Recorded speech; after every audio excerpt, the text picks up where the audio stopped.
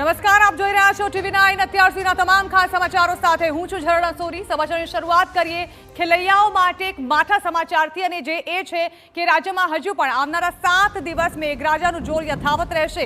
જી હા, આગામી 7 દિવસ રાજ્યમાં વરસાદની આગાહી વ્યક્ત કરાઈ છે।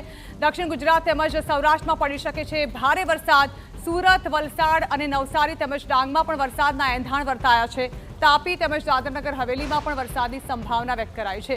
જૂનાગઢ, ગીર સોમનાથ અને ભાવનગરમાં પડી શકે છે વરસાદ, તો અમદાવાદમાં પણ હળવાથી મધ્યમ વરસાદની આગાહી વ્યક્ત કરવામાં આવી છે।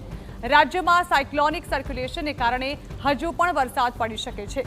હવામાન વિભાગની આગાહી મુજબ રાજ્યમાં પવનની ગતિ 30 થી 35 કિલોમીટર પ્રતિ કલાકની રહેશે।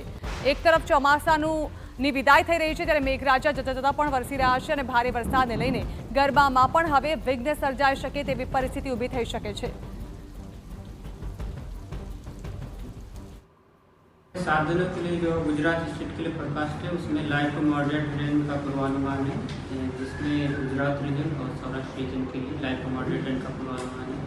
और वार्निंग की बात करेंगे तो डे 4, डे 5, डे 6 और डे 7 के लिए गुजरात रीजन में हैवी रेनफॉल की वार्निंग है।